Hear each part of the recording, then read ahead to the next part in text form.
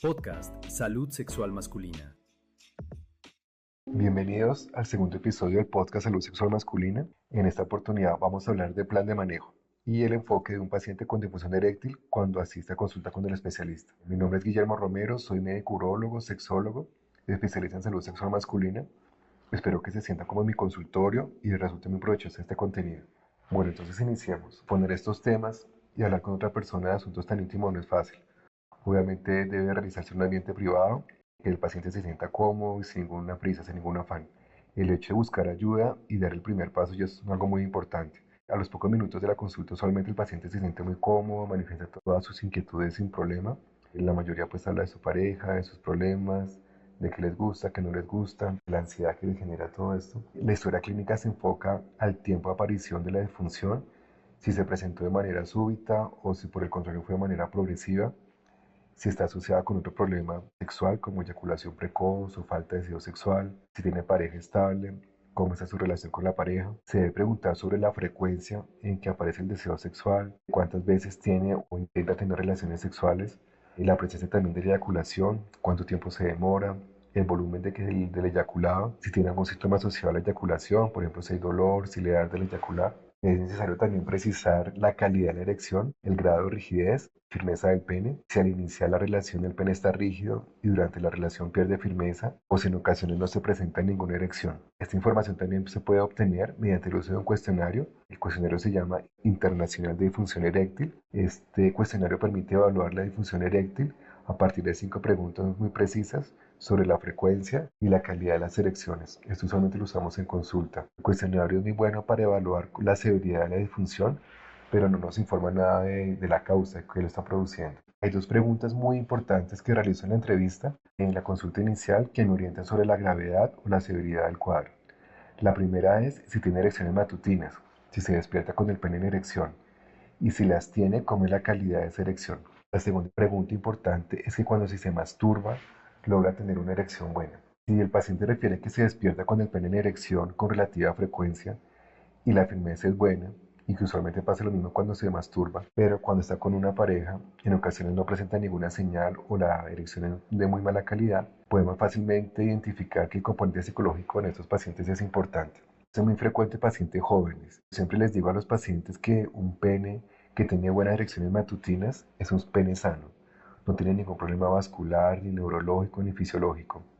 Un pene con algún problema médico, que tenga alguna lesión vascular, algún tipo de obstrucción o lesión neurológica, erección es mala y no tiene erecciones en ningún escenario, ni con la masturbación, ni al despertarse, con la mujer o con la pareja que más le gusta. En general, el tratamiento de sus pacientes, la respuesta al tratamiento es muy buena.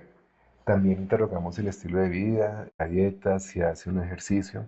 En este momento es muy importante indagar la presencia de los factores de riesgo, que lo revisamos en el capítulo anterior, lo repasamos rápidamente: hipertensión arterial, diabetes, colesterol alto, obesidad, sobrepeso y tabaquismo. También evaluamos antecedentes médicos, qué enfermedades presenta, qué medicamentos toma. Como ya sabemos, algunos medicamentos pueden dar disfunción eréctil, qué cirugía le han practicado. Este punto es muy importante en los pacientes que han sido sometidos a cirugías de próstata, ya sea por hiperplasia benigna o por cáncer. Este punto es muy importante. Vamos a dedicar un episodio especial a este tema de próstata y disfunción eréctil. El siguiente paso en la consulta es realizar el examen físico.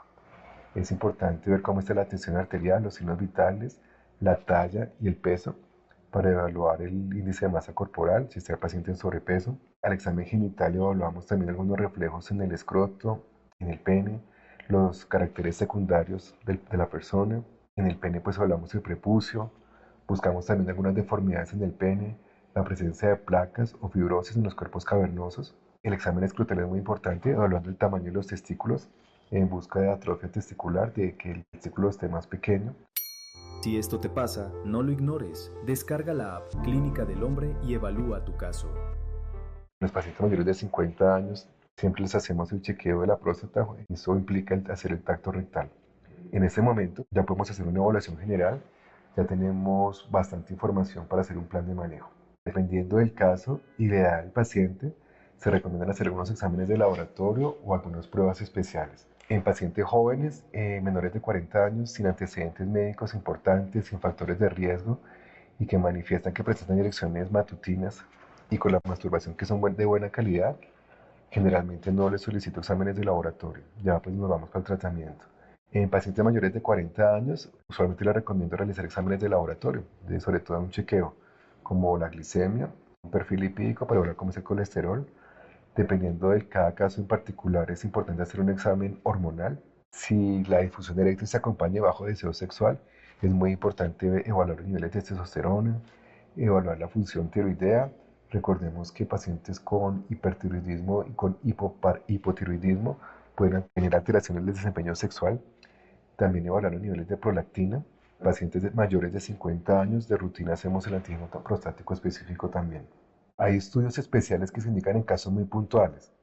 Uno de esos estudios es la ecografía Doppler del pene, la ecografía del pene. En realidad, pues las indicaciones son muy pocas. Yo generalmente de rutina no lo solicito. Puntualmente si el paciente tiene algún antecedente de trauma de pelvis o que se sospeche que tenga una enfermedad vascular importante o que se haya palpado placas o alguna alteración en el pene en el examen físico, si el paciente refiere a alguna curvatura peniana o si se descarta alguna patología vascular importante, es interesante hacer la ecografía.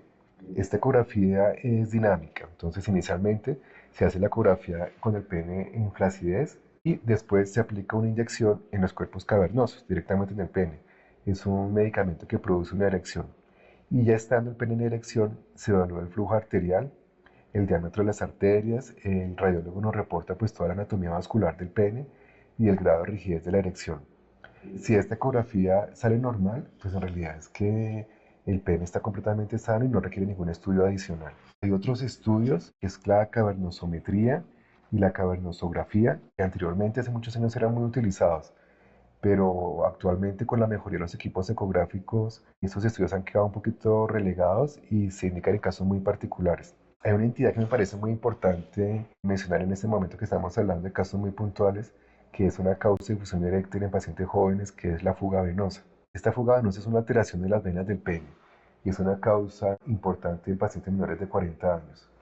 Como ya hemos hablado, los pacientes menores de 40 años, más o menos el 10% tienen problemas de erección. Pero de este grupo de pacientes, el 90% es psicológica.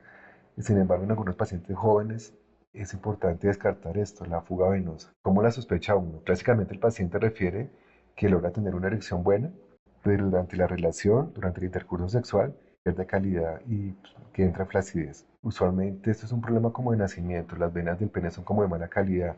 Nosotros las llamamos venas incompetentes, pero también se puede originar por trauma o pacientes que usan extensores de pene de manera excesiva por muchos meses también pueden presentar la fuga venosa. Hay otra indicación para este tipo de pruebas que eventualmente pueden ser los pacientes que no responden a la terapia oral, a los medicamentos de primera línea, como a los Viagra o medicamentos de ese mecanismo de acción. El siguiente paso en tratamiento son la terapia intracavernosa o la aplicación de inyecciones directamente en el pene para producir la erección. Con la evaluación de la ecografía en el pene, induciendo la erección con fármacos, podemos evaluar cómo es el pene y cómo va a ser la respuesta a esta terapia. En este episodio entonces revisamos la evaluación y el plan de manejo de un paciente con disfunción eréctil y acude a la consulta. El siguiente paso, ya con el cuadro clínico muy claro, con las ayudas diagnósticas que se solicitaron si fueron necesarias, es dar un tratamiento específico y puntual para cada caso, el cual hablaremos en el siguiente episodio, que sin duda va a ser muy provechoso. Recuperar tu confianza es posible. Dar el primer paso depende de ti. Descarga la app y empieza a mejorar tu salud sexual hoy.